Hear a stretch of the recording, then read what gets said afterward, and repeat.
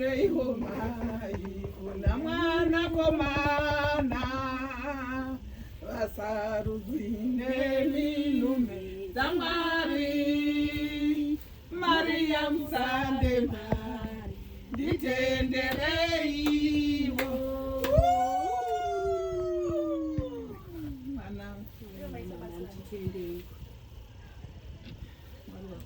totenda imi vakomborere basa totendafambiswe naiwo tenzi kwete nesu vanhu tenzi mwanangu handamboona zvakadai handambe ndizvifungira I thought kuti ndiri kunotora dress one dress noti hobo pane pandichatadza kukwana ini kuzvipindawo pane vanhu